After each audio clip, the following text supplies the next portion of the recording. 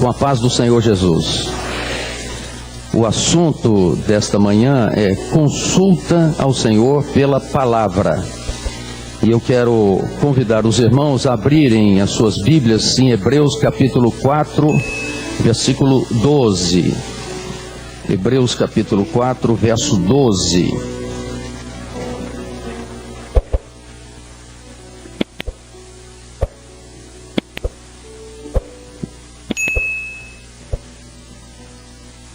O texto sagrado nos diz o seguinte. Eu convido os irmãos aqui presentes e os irmãos das igrejas e dos Manaíns a fazerem essa leitura em conjunto comigo.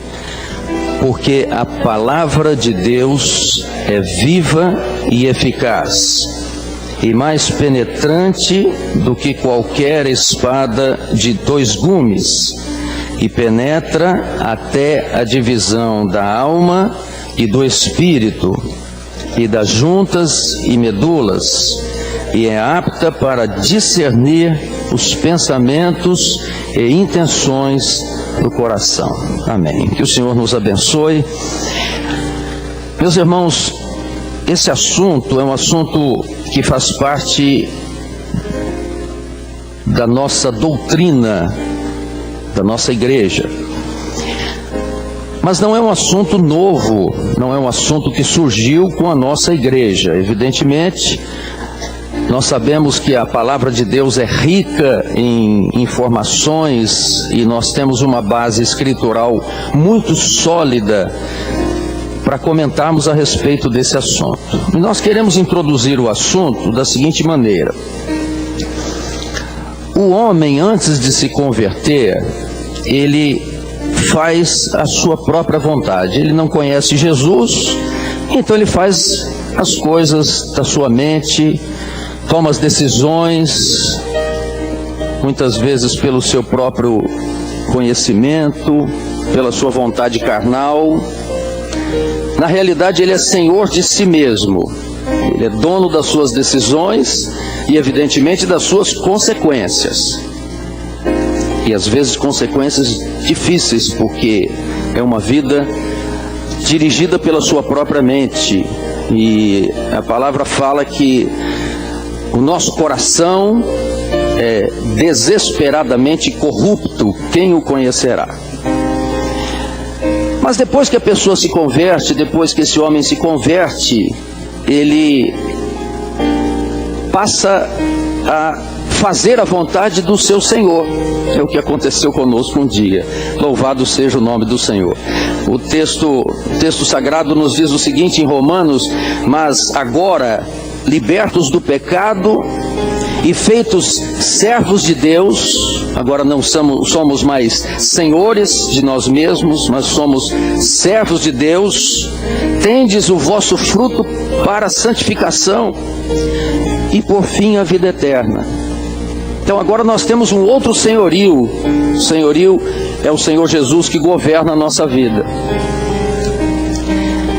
Louvado seja o Senhor. E tem uma coisa maravilhosa, porque na condição de servos, nós vamos querer agradar ao Senhor. E para isso, meus irmãos, a melhor maneira é saber a sua vontade. Qual é a vontade de Deus? Eu quero agradar ao Senhor. Tem um salmo muito lindo que diz assim: porque o Senhor se agrada do seu povo, e Ele adornará os simples com a salvação. Aleluia. E também nós queremos agradar ao Senhor, e a Bíblia diz em Hebreus: sem fé é impossível agradar a Deus, porque é necessário que aquele que se aproxima de Deus creia que Ele existe e que Ele é galardoador, aquele que presenteia aqueles que o buscam.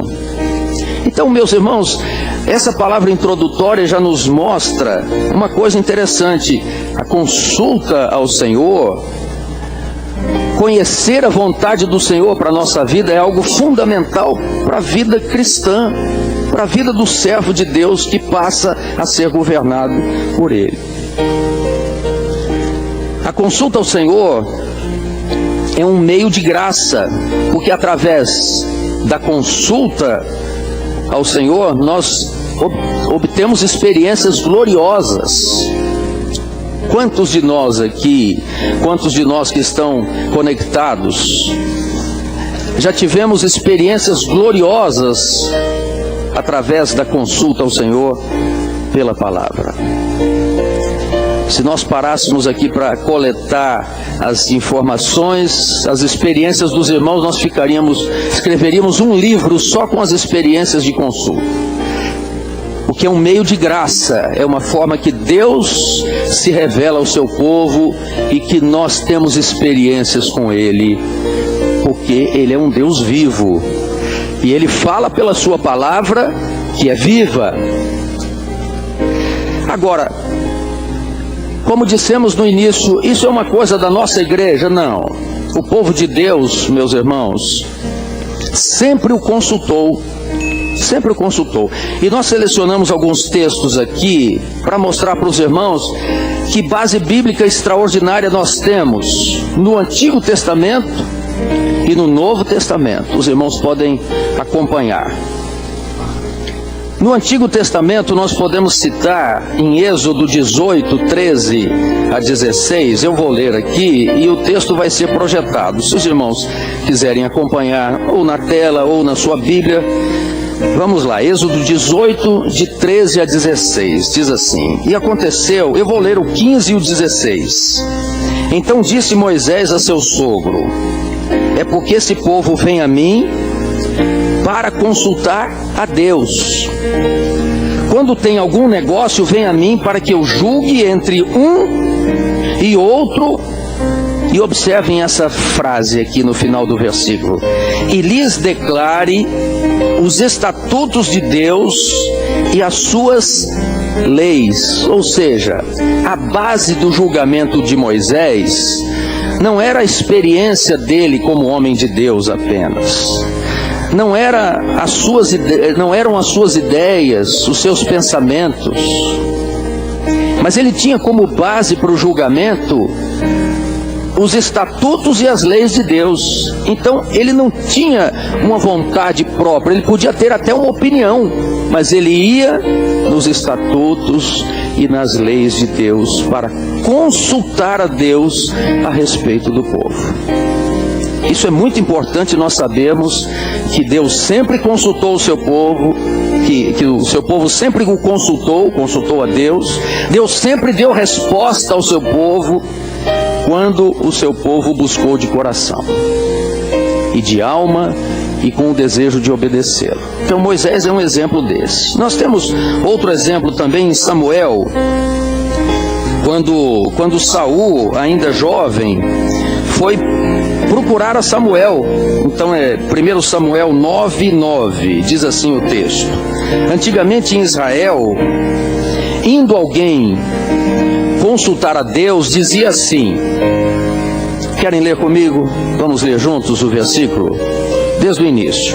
Antigamente em Israel, indo qualquer consultar a Deus, dizia assim: Vinde e vamos ao vidente, porque ao profeta de hoje, antigamente chamava vidente. Então o povo consultava ao Senhor através do profeta. Eles iam buscar a palavra de Deus através do profeta. E Saul aqui estava no início da sua carreira, ainda era o primeiro contato seu com Israel, com o profeta Samuel. Mas nós temos um exemplo do próprio Saul, que a gente pode dizer que é o anti-exemplo. É a pessoa quando está em decadência, e ele conhece a verdade da palavra, ele conhece a revelação, e ele sabe que Deus fala. E com a vida do próprio Saul aconteceu uma coisa interessante. No capítulo 14 de Samuel, nós não temos essa referência projetada, mas depois os irmãos podem ler em casa. Saul estava lutando contra os filisteus, e quando nós damos a aula de arca, um lugar para a arca, é lembrado desse fato. É muito interessante, porque Saul manda trazer a arca estava no meio do povo de Israel ainda. e de repente os filisteus começaram a apertar. Ele disse para o sacerdote: deixa isso para lá, em outras palavras, né, parafraseando o versículo. Ele disse: tira a mão disso. E ele foi e enfrentou os filisteus sem consultar ao Senhor. E ele estabeleceu alguma coisa na sua cabeça, coisa de gente, né, que começa a sair da razão do Espírito, que é a revelação, e entrar na sua própria razão. E Saul já estava nessa situação. Quando os filisteus começaram a apertar, ele estabeleceu um jejum para o povo que estava em guerra. Ninguém podia tocar em comida. Imagine, os soldados em guerra. E Jonatas, seu filho, foi lá e pegou com uma varinha um pouco de mel, uma porção de mel. Seus olhos brilharam. E vejam, Saul queria matar o seu filho e foi consultar a Deus. Mas a Bíblia diz que o Senhor não lhe respondeu. Então fica aí essa informação para os irmãos, que a consulta ao Senhor é algo solene, sério, e que a nossa vida tem que estar na presença de Deus, em comunhão com Ele, disposto a obedecer, lançando mão dos meios de graça. Consulta a palavra não é uma caixinha de promessa que você puxa um versículo e aqueles versículos só de bênção, né? Não, consulta ao Senhor pela palavra é uma doutrina nossa que tem fundamento escritural. E há outras referências no livro de Reis, mas nós já vamos passar para o Novo Testamento. O nosso tempo é bastante curto. Então vamos ao Novo Testamento. Antes, porém, vamos voltar ao Velho Testamento. Vamos voltar em 1 Samuel 23, que aí é um bom exemplo, o exemplo da obra de Davi. Esse texto foi bastante explorado ontem na aula dos obreiros e dos jovens. Então eu vou citar mais rapidamente. Foi quando Davi, ele consulta ao Senhor para livrar a cidade de Keila, os moradores que ali estavam. Ele consultou o Senhor, vejam, 1 Samuel 23, verso 2. Vamos ler. Diz assim: e consultou.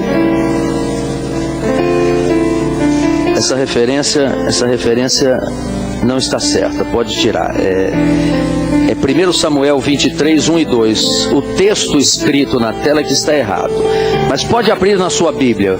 1 Samuel 23, 1 e 2. Diz assim: e consultou Davi ao Senhor, dizendo: irei eu e ferirei a estes filisteus? E o Senhor disse a Davi: vai e ferirás aos filisteus e livrarás Keila. Mas o que aconteceu, meus irmãos? Os soldados de Davi, os valentes que estavam com ele, temeram por causa do que estava acontecendo ali naquela cidade. E eles chegaram para Davi e disseram: Davi, nós não temos condições de ir lá. Sabe o que Davi fez, meus amados? Ele voltou à presença do Senhor e disse: Senhor, eu consultei a ti, mas os meus soldados, o meu povo está dessa forma. Eu quero confirmar diante de ti se eu devo ir mesmo. E o Senhor respondeu novamente: louvado seja o nome do Senhor. O Senhor mandou ele ir. E ele foi, e qual foi o resultado? O resultado foi o livramento, a bênção que o Senhor deu àquela cidade. Mas observem que coisa interessante, depois em casa os irmãos podem ler com calma esse capítulo 23 de 1 Samuel. Quando Davi estava lá, depois daquela bênção que o Senhor deu a Davi, livrou Keila, ele ficou sabendo que Saul e os seus homens estavam indo lá para persegui-lo. E ele foi ao Senhor novamente, tinha um fato novo. Ele podia se acomodar e dizer: não, o Senhor mandou eu vir aqui, eu estou tranquilo. Mas aí ele voltou aos pés do Senhor e disse: Senhor, é isso mesmo que eu estou ouvindo? Essa informação, é isso mesmo? O Senhor disse: essa informação é verdadeira. Senhor, e esse povo aqui vai me entregar? Depois de tudo que eu fiz, eles vão me entregar? E o Senhor disse, vão te entregar. Então ele pegou e saiu da cidade. E foi livre. Por quê, meus irmãos? Porque ele estava em obediência à revelação do Senhor. Porque ele buscou a orientação do Senhor. Então nós estamos na obra de Davi. Naquilo que Davi agradou ao Senhor, nós também queremos agradar ao Senhor. Naquilo que ele agradou ao Senhor, ele é tipo do Senhor Jesus. Então há um ensino profético naquilo que Davi agradou ao Senhor. E Davi consultava muito ao Senhor, e o Senhor o abençoava em todos os detalhes. Há outras referências, mas vamos ao Novo Testamento. Rapidamente, vamos ao Novo Testamento. A primeira referência está em Atos. Atos capítulo 1. Vamos ler do 23 ao 26. Eu acho que agora dá certo, né? Vamos ver a nossa projeção aí, por favor. Eu quero que os irmãos leiam comigo para a gente adiantar a aula. É muito importante ler na palavra. Os irmãos estão fazendo o correto mesmo. Mas para nós adiantarmos, como os textos estão projetados, leiam em voz alta comigo. Vamos lá. E apresentaram 2. José chamado Barsabás, que tinha por sobrenome o Justo, e Matias, e apresentaram 2. Esse já foi, né? Vamos lá, pode continuar. E orando disseram, Tu, Senhor, conhecedor do coração de todos, mostra qual destes 2 tens escolhido. Só um minutinho, não passa o próximo. Só falar para os irmãos uma coisa. Matias, por sobrenome o Justo, eu já teria escolhido esse. Não é? Não, é José, né? Por sobrenome o Justo, eu já teria escolhido esse. Matias, ele não tinha nem sobrenome ele apareceu, né? Então, mas vejam só o que o Espírito Santo faz. Porque a consulta à palavra é um meio de graça, é onde Deus se revela, e quando Deus se revela, foge da razão do homem. Na razão nós não conseguimos entender a consulta ao Senhor. Na razão nós somos considerados estranhos, né? Mas na revelação, porque quem revela essa palavra, quem dá vida a essa palavra, é o mesmo que escreveu, que é o Espírito Santo. O mesmo que ditou essa palavra, o autor da palavra, é que se revela a nós, independentemente do ano, do tempo do homem em que ela foi escrita. Ela se torna viva quando nós buscamos a palavra. Então vejam o versículo 25. Leiam comigo. Para que tome parte neste ministério e apostolado, de que Judas se desviou para ir para o seu próprio lugar. Vejam o 26. E lançando-lhes sortes, que era uma forma, né? Que era uma forma deles consultarem ao Senhor ali. E lançando-lhes sortes, caiu a sorte sobre Matias. E por voto comum, o que significa? Que aquele conselho de apóstolos, que aqueles irmãos que estavam ali, foram unânimes. Não teve voto contrário, não teve posição contrária. Por quê? Porque o Espírito Santo de Deus assim apontou. Foi contado com os 11 apóstolos. Meus irmãos, esse texto é muito interessante, porque profeticamente nós estamos entre a ascensão do Senhor Jesus e a descida do Espírito Santo. Eles não tinham a quem recorrer. O Senhor Jesus ressuscitado já tinha sido assunto aos céus. O Espírito Santo prometido pelo Senhor Jesus não havia descido ainda. Então eu pergunto aos irmãos, qual era a solução? Qual foi a solução para os discípulos reunidos ali num conselho? A palavra. Eles foram buscar nos salmos, e eles se referem a 2 salmos. Um diz que a morada ficaria vazia, e o outro salmo diz que outro homem tome o seu lugar. Então eles foram na palavra para buscar a solução para aquele assunto. E o Senhor respondeu, não segundo o coração do homem, mas diz, é esse É esse o homem. E o conselho reunido ali, os apóstolos reunidos, aquele colegiado, glorificou o nome do Senhor e disse: então esse é o homem.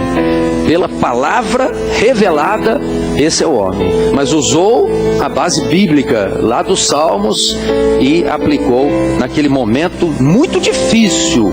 Substituição de Judas, Judas Iscariotes, quem traiu Jesus. E se você ler os salmos, vocês vão ver, são salmos chamados imprecatórios, né? Aqueles salmos que parece que o salmista está amaldiçoando alguém, mas na verdade não é o salmista. Os salmos imprecatórios são os juízos de Deus para com o ímpio. E ali tem uma palavra muito séria para Judas. E eles discerniram isso pela palavra. Os salmos escritos 1000 anos antes, eles falaram: não, essa palavra dos salmos é profética e agora nós temos que buscar a revelação do Senhor. Quem vai assumir o lugar de Judas Iscariotes? E o irmão Matias foi considerado apóstolo, porque foi testemunha daquilo que se passou nos dias de Jesus e também testemunha da ressurreição do Senhor. Muito bem. Tem outros textos, né, no Novo Testamento. Tem um outro texto muito interessante que é na primeira viagem missionária. Atos capítulo 13. Na primeira viagem missionária, o texto diz assim: havia em Jerusalém, assim, já está projetado aqui, vamos ler. Não é Jerusalém, não, é em Antioquia, na igreja de Antioquia. A igreja missionária, né? Então vamos lá. Leiam comigo. Na igreja que estava em Antioquia, havia alguns profetas e doutores. Doutores aí no sentido dos professores da palavra, dos mestres, dos pastores que cuidam da doutrina, né? Os doutrinadores. Então, na igreja que estava em Antioquia, havia alguns profetas e doutrinadores ou doutores. Vamos lá. E servindo eles ao Senhor, eles estavam buscando ao Senhor em obediência, buscando os meios de graça, buscando a revelação do Senhor, e jejuando, disse o Espírito Santo: apartai-me a Barnabé e a Saulo para a obra que os tenho chamado. Então, se o Espírito Santo disse algo, veja, e eles estavam buscando ao Senhor, o que os irmãos entendem? Que eles estavam perguntando ao Senhor: Senhor, nós estamos aqui nesse grupo de profetas, tem aqui os doutrinadores, certamente tinha evangelistas, outros irmãos ali. Qual deles o Senhor tem escolhido? Quem vai para essa viagem? Aliás, se os pastores do conselho me permitem, é exatamente isso que é feito nas nossas reuniões de pastores nas regiões, nas reuniões do conselho. Quando vai se fazer uma viagem, é dessa forma: Senhor, está aqui um grupo, né? Por quê? Porque nós não temos o que inventar, já está aqui nos Atos dos Apóstolos. Nós estamos nesta obra porque Deus nos chamou, falando conosco como um Deus vivo. Nós não conseguimos caminhar sem a revelação da palavra, sem a direção do Senhor. Então hoje vai ser feita uma viagem, vai ser tomada uma decisão no presbitério, é perguntado ao Senhor dessa mesma forma: Senhor, quem o Senhor tem escolhido? É o mais culto? É o que tem mais disponibilidade de tempo? É o que tem mais recursos? Não, é o Senhor que revela. O Senhor diz: eu quero Barnabé e a Saulo, e determinado está. E simplesmente ali eles não discutiram, impuseram as mãos e soltaram os dois para a primeira grande viagem missionária. E o resultado está aí, né? As coisas maravilhosas que aconteceram nessas viagens maravilhosas de Paulo. Então, meus irmãos, a consulta ao Senhor é para quem crê que Deus está vivo, que Deus fala, e para quem quer obedecer ao Senhor. Vamos continuar. Paulo tem um versículo interessante que ele se refere em Gálatas. Em Gálatas ele estava praticamente defendendo o seu apostolado junto a um povo que estava se desviando para as doutrinas judaizantes. Eles queriam comer, deixar de comer carne de porco, voltar a guardar sábado. E Paulo se defende logo no capítulo 1, no versículo 1, ele já se identifica. Nas outras cartas, muitas vezes ele se identifica assim: Paulo, servo do Senhor Jesus Cristo. Em Gálatas ele já começa dizendo: Paulo apóstolo. Paulo apóstolo. E na autoridade apostólica dele, ele estava querendo dizer o seguinte: vejam o verso 16. Eu vou ler o 15, se os irmãos estiverem com a Bíblia. Tem o 15 aqui também projetado. Vamos ler juntos.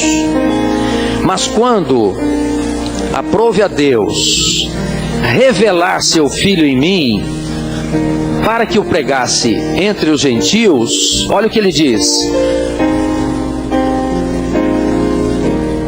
Leiam mais alto. Não consultei carne nem sangue. O que o texto nos infere? Quem ele consultou? Se ele não consultou Gamaliel, se ele não consultou a sua família, se ele não consultou a sua cultura, os seus livros, os seus pergaminhos, que ele se refere depois em 2 Timóteo. Quem ele consultou, meus irmãos? O Espírito Santo de Deus. Ele não consultou carne e sangue, ele consultou ao Senhor. E Deus falou com ele. E o ministério de Paulo foi dirigido pelo Espírito Santo. Ninguém tem dúvida disso, haja vista as cartas que ele escreve. Muito bem. Então agora caminhando, tanto no Velho quanto no Novo Testamento, nós observamos que os nossos irmãos do passado costumavam consultar ao Senhor utilizando dos recursos que foram os profetas, sonhos, visões, revelações, né? Alguns dizem, alguns estudiosos da Bíblia dizem que eles usavam o urim e o tumim, por isso que eles iam com o éfode. Outros achavam que eles usavam a arca e traziam a arca, isso é muito referenciado na palavra. E agora, como nós fazemos? Quais são os recursos que nós usamos? Claro que nós usamos os dons espirituais, sonhos, visões, revelações, mas nós temos em mãos a palavra escrita. Nós temos o cânon sagrado definido aqui. Então nós usamos a Bíblia, nós consultamos ao Senhor os dons espirituais, nós consultamos ao Senhor as decisões que vamos fazer. Agora, as decisões que estão permitidas na palavra.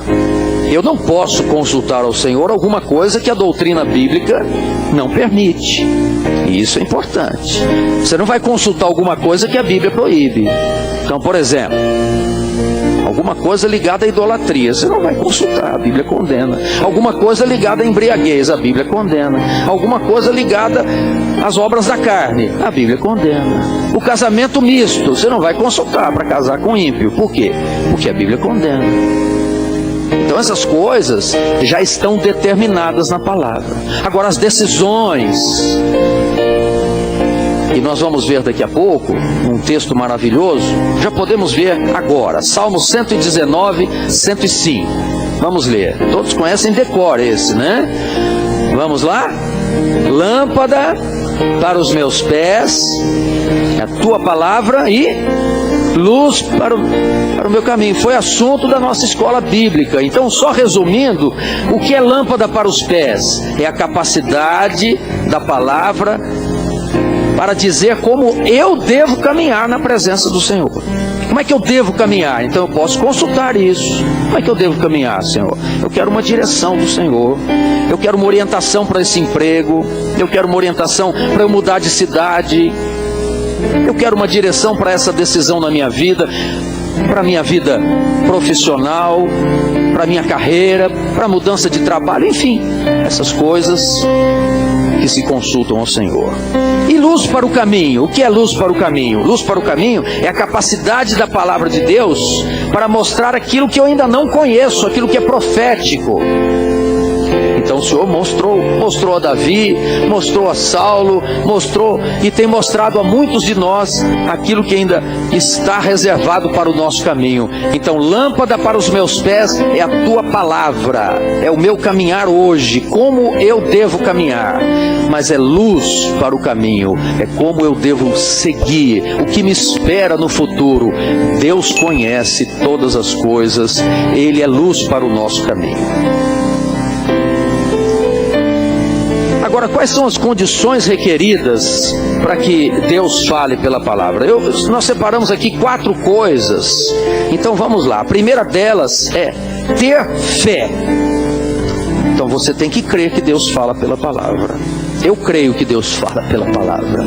Eu já tive experiências. A minha vinda para a obra foi consultando a palavra. Você teve experiências com o Senhor pela palavra? Nós estamos aqui no 6º período e estamos na escola dominical, ligados em muitos outros manaíns e na escola bíblica. O desafio é esse. Você já teve experiência com a consulta à palavra? Primeira coisa, você precisa ter fé. Ter fé. Sem fé é impossível agradar a Deus. E o justo viverá pela fé. Muito bem. Então, Deus está falando, você tem que crer que Deus está falando pela palavra. Segunda coisa, nós temos que estar em comunhão para consultar a palavra. Como dissemos, a consulta à palavra, ela não pode ser encarada como um ato mecânico, como um gesto de hábito. Pega a palavra, vamos... Não é isso. Nós entendemos que a consulta à palavra é um meio de graça, então nós temos que ter solenidade, nós temos que ter reverência. Vejam bem, nós estamos perguntando as coisas a Deus, Ele vai falar, então meu coração tem que estar preparado. Por isso, eu tenho que estar em comunhão. E para estar em comunhão, eu vou clamar pelo poder do sangue de Jesus. Então, primeira coisa, ter fé. Segundo, clamar pelo sangue de Jesus. Pode deixar projetado na tela. Clamar pelo sangue de Jesus, porque dessa forma eu tenho comunhão, eu vou entender o que Deus está falando. E a terceira coisa, estar disposto a obedecer. Você vai consultar para não obedecer, nem consulte, deixa a palavra lá e faça a tua vontade, a sua vontade. Então, na verdade, Deus quer que nós o consultemos, porque somos seus servos. Ele quer falar conosco, Ele quer se revelar a nós. Então, estar disposto a obedecer.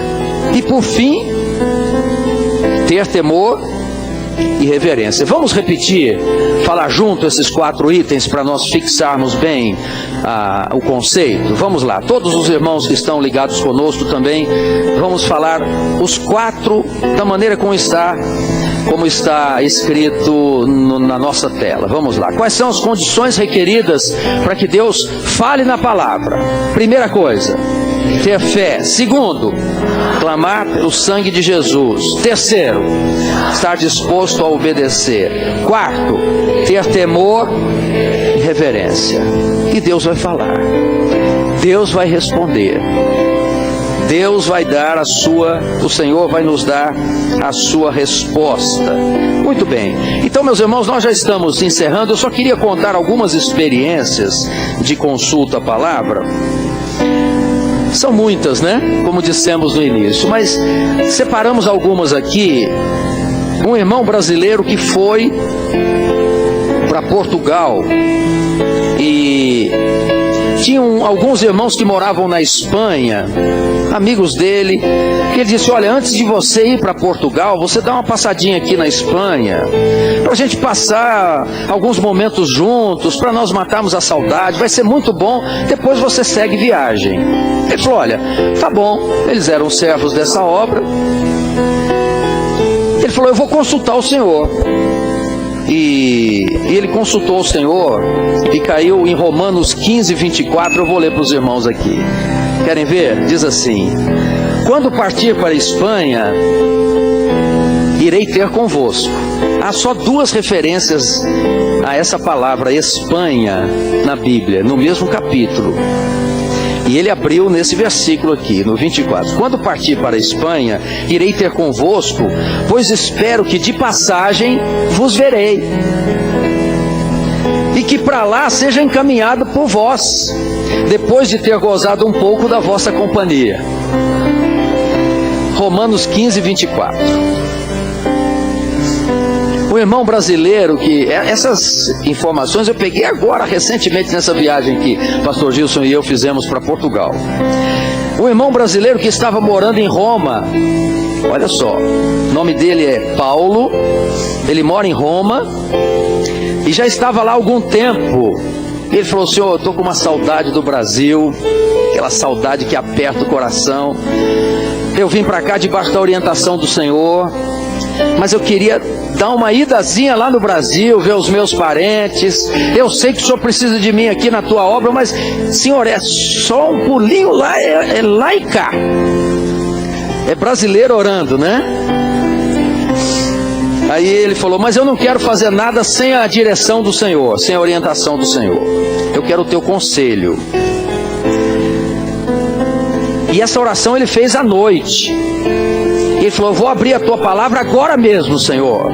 Aí abriu a palavra e caiu em Atos 23:11, que diz assim: e na mesma noite, e na noite seguinte, apresentando-se-lhe o Senhor, lhe disse: Paulo, o nome dele é Paulo, à noite, Paulo, tem ânimo, porque assim como testificaste de mim em Jerusalém, assim importa que testifiques também em Roma, que era a cidade que ele estava.